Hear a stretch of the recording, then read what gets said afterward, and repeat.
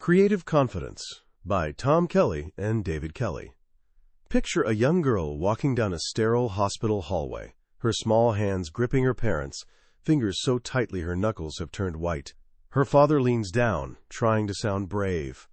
"We've talked about this. You can do this." But she can't stop the tears streaming down her face. She's about to get an MRI scan. Standing in that same hallway is Doug Dietz, an engineer from General Electric. The machine terrifying this little girl? He designed it. He'd poured over 2 years of his life into creating it, and he was genuinely proud. Just minutes earlier, he'd been telling a technician how his sleek multi-million-dollar machine had been nominated for an International Design Award. But watching the sheer terror in that child's eyes, his pride evaporated. Suddenly he didn't see a brilliant piece of technology. He saw a monster that swallows children whole. That's when he learned something heartbreaking. Hospitals routinely sedate up to 80% of their young patients just to get them through an MRI. The kids are simply too frightened to lie still. Doug could have walked away. He could have told himself, well, that's just how it is. But he didn't.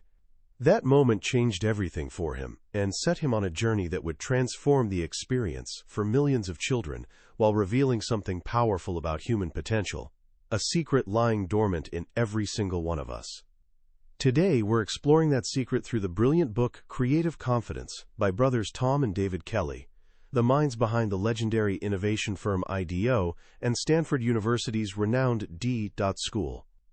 This isn't just about creativity in the traditional sense. We're not talking about learning to paint or play guitar. This is about something much deeper. Unlocking a fundamental belief in your own ability to change the world around you, whether that world is your school project, your future company, or your own life. By the end of our time together, you'll understand that creativity isn't some rare gift you're either born with or not. It's a muscle, and this book provides the workout plan to strengthen it. You'll learn how to move from fear to courage, from a blank page to a breakthrough insight, and from planning to action. So let's begin. Most of us can pinpoint the exact moment we decided we weren't the creative type. Maybe it happened in third-grade art class. You're sitting at a table with a lump of clay, trying your best to sculpt a horse. You're focused, you're trying hard, and then a classmate leans over and says, "That's terrible. That doesn't look anything like a horse." Your shoulders sink, you wad up the clay, toss it back in the bin, and something inside you just shuts down. This actually happened to a friend of the author's named Brian. From that day forward, he never attempted another creative project. We all have our version of this story, what researcher Brené Brown calls a creativity scar. It's that moment when we learn that being judged hurts, and it's much safer to stick with what we're good at, follow the rules, and color inside the lines. We start believing what the Kelley brothers call the creativity myth, the idea that creativity belongs only to artists, musicians, and designers in corner offices. That people in serious professions, like doctors, lawyers, and engineers, are analytical, not creative. But here's the central message of this book. This is a profound misunderstanding of what creativity actually is. Creativity isn't just artistic expression. At its core, it's about problem solving. It's about using your imagination to create something new in the world, whether that's a new product, a better way to run a meeting, or a more compassionate way to treat a patient. And the belief that you can do it, that you have what it takes to come up with new ideas and the courage to try them out, is what the authors call creative confidence. This isn't just a feel-good concept. It's rooted in deep psychological principles. There was a legendary Stanford psychologist named Albert Bandura who studied phobias. He once worked with a woman who had been terrified of snakes her entire life. So terrified she couldn't even go hiking. Bandura set out to cure her fear in just a few hours. His method? A process he called guided mastery. He didn't just throw her in a room with a snake. He led her through a series of tiny, manageable steps. First, he had her watch a man holding a snake through a one-way mirror. The woman was convinced the snake would wrap itself around the man's neck and choke him. But it didn't. It just dangled there, lazily. Then he asked her to stand in the open doorway of the room with the snake. When she hesitated, he stood with her. Step by tiny step, he guided her closer. By the end of the session, she was in the room, touching the snake. Just like that, her lifelong phobia was gone. But here's the most fascinating part. When Bandura followed up with her months later, he discovered something amazing.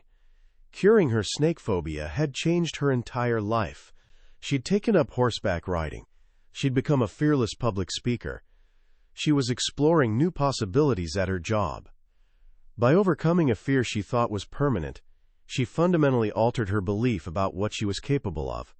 She had developed what Bandura called self-efficacy, the conviction that you can achieve what you set out to do. This is the very heart of creative confidence. It's about touching the snake. It's about proving to yourself, through a series of small, manageable successes, that the fears holding you back aren't as powerful as you think. And the biggest snake in the room for most of us? The fear of failure. We live in a world that tells us failure is the worst thing that can happen, but the Kelley brothers argue this is backwards. Citing research from Professor Dean Keith Simonton, they reveal that creative geniuses don't fail less than the rest of us. They fail more. Thomas Edison didn't invent the light bulb on his first try. He had 1,000 unsuccessful attempts, but he didn't see them as failures. He saw them as learning. He famously said that the real measure of success is the number of experiments that can be crowded into 24 hours. The Wright brothers didn't succeed on their first flight. They had hundreds of failed trials at Kitty Hawk, a remote location they chose partly to avoid the media watching them crash. Innovation isn't about being right the first time. It's about being willing to experiment, to learn, and to iterate. It's about taking more shots at the goal. So how do we get there? How do we move from a state of fear to confident action? The authors provide a powerful, human-centered framework they call design thinking. And the best way to understand it is to return to Doug Dietz, the engineer whose MRI machine terrified that little girl. After that painful encounter in the hospital hallway, Doug didn't just feel bad. He decided to do something about it.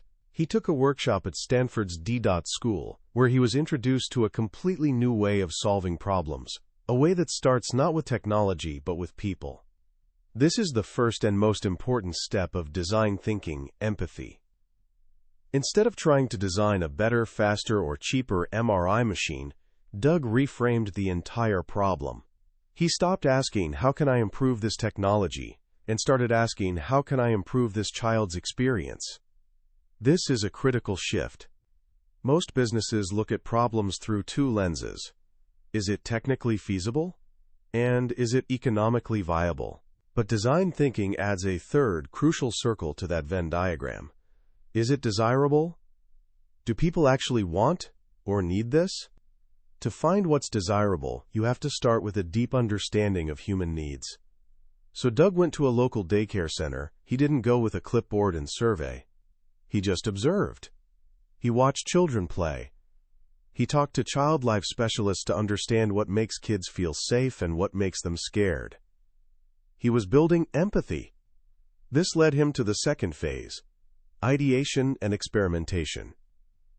Armed with these new insights, Doug realized he didn't need to redesign the multi-million-dollar machine at all. He just needed to redesign the experience around it. He gathered a small volunteer team and began to prototype. Prototyping isn't about building a perfect finished product. It's about creating quick, rough, low-cost experiments to make an idea tangible so you can get feedback. Doug and his team created what they called the Adventure Series. They transformed the cold, intimidating MRI suite into a kid's adventure story.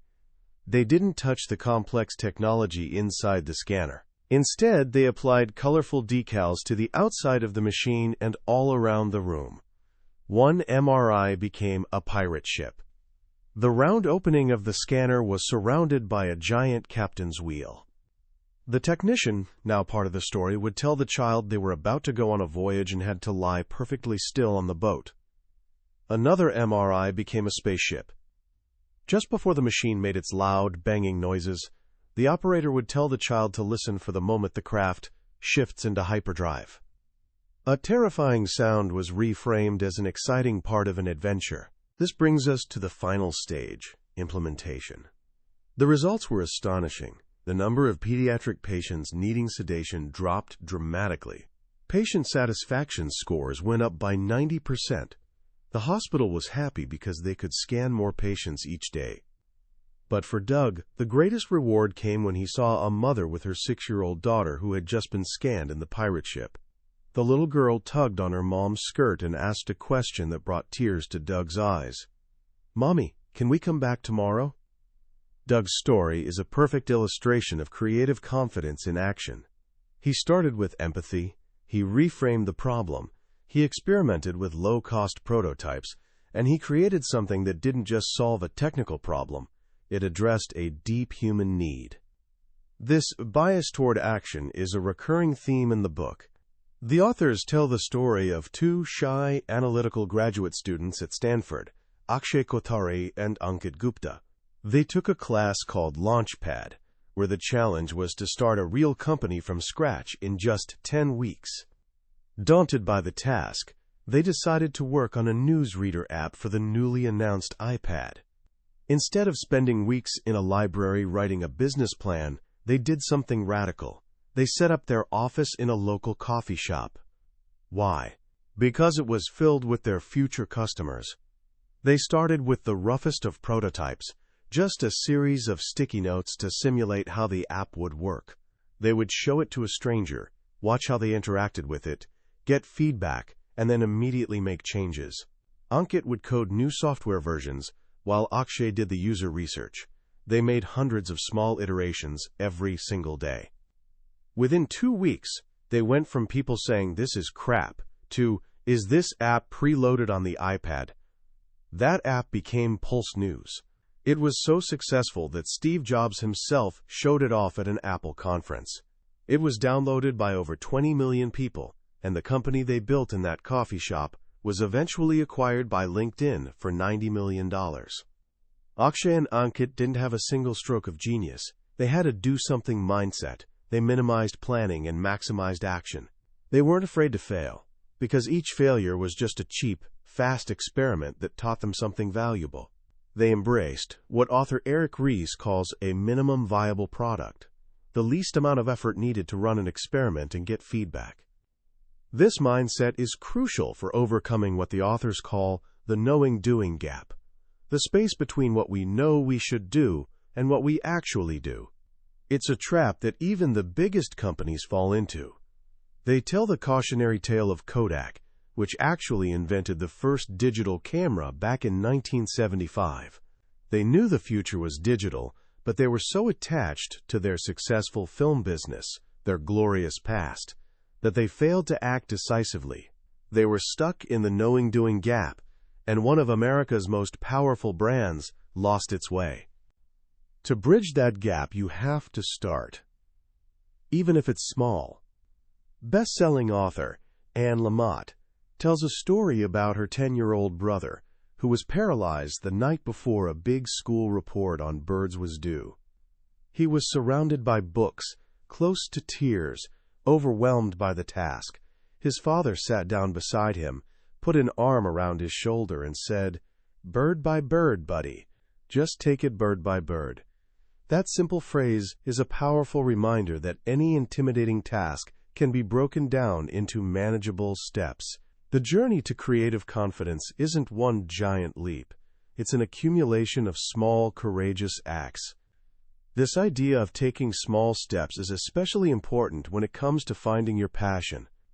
The authors introduce a simple, powerful diagram, a seesaw with a heart on one side and a dollar sign on the other. It represents the constant tension in our lives between doing what we love and doing what pays the bills. So many people fall into what they call the looks good, feels bad trap. They take a job that impresses their parents or looks good on a resume, but it leaves them feeling empty. David Kelley himself experienced this. Right out of college, he took a prestigious engineering job at Boeing. On paper, it was a dream job, but in reality, he was miserable.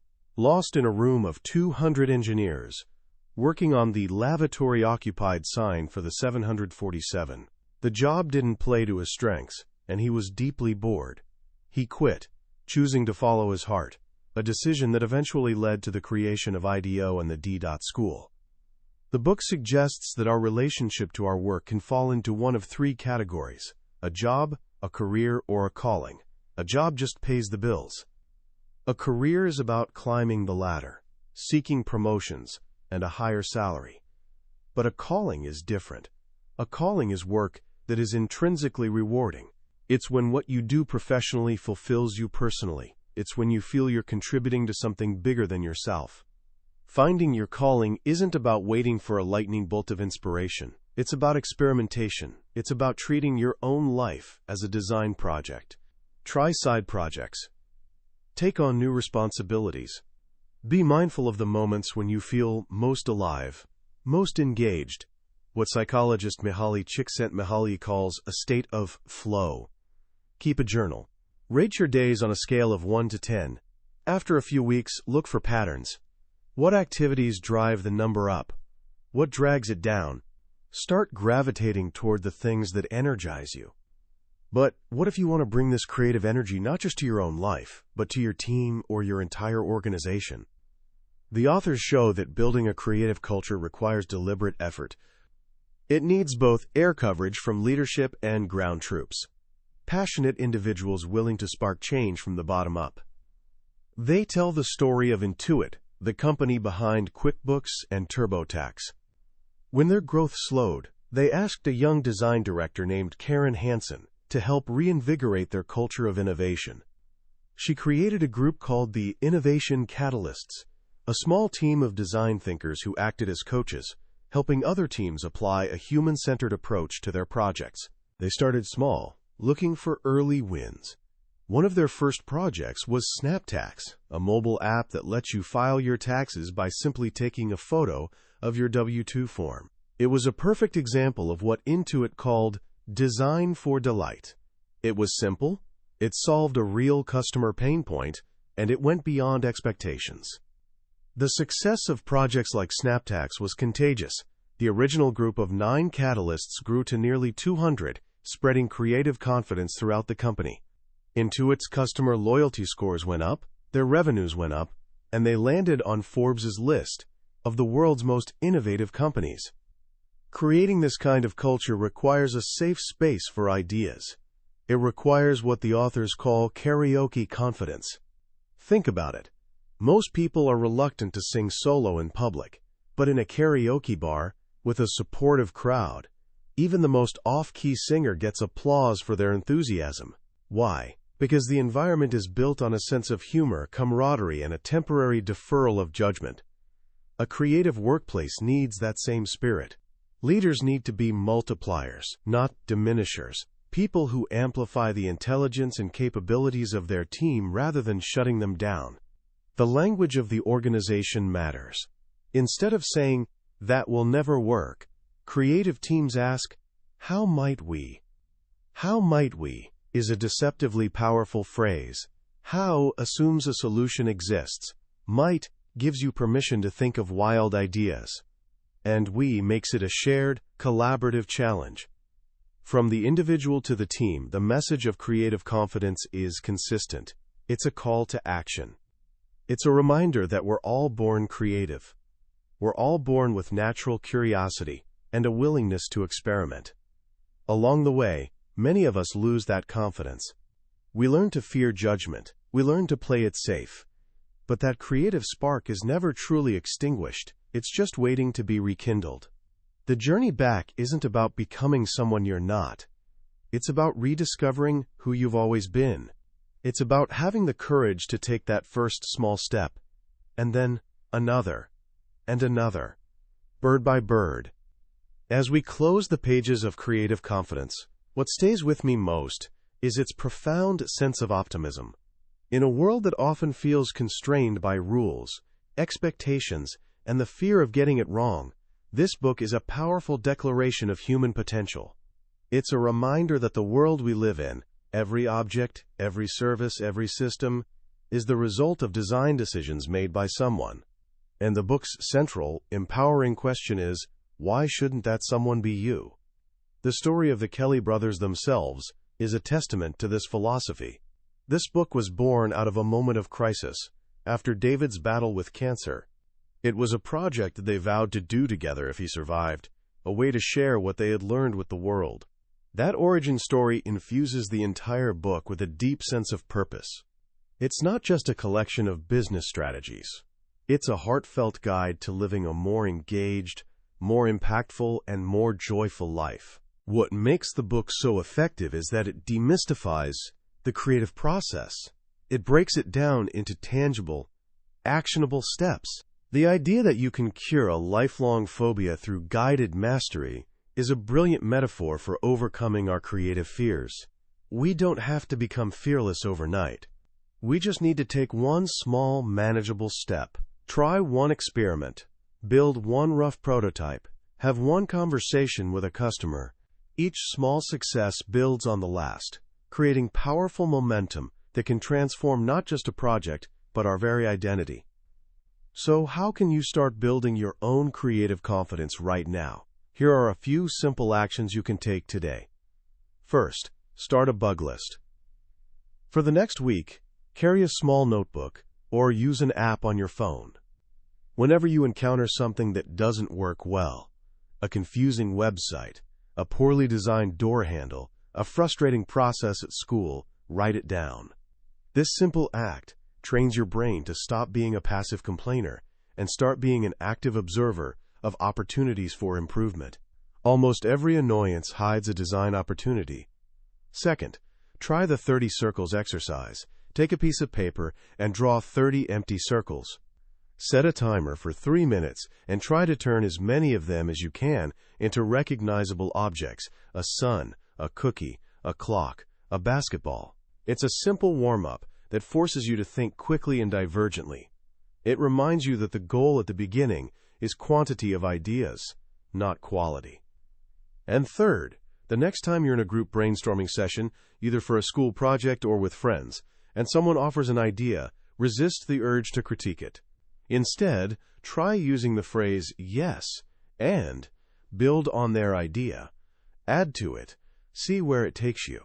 This is the fundamental rule of improv comedy, and it's a powerful tool for collaborative creativity. It keeps the energy positive and the ideas flowing. In the end, this book is a call to reclaim a part of ourselves that many of us have left behind.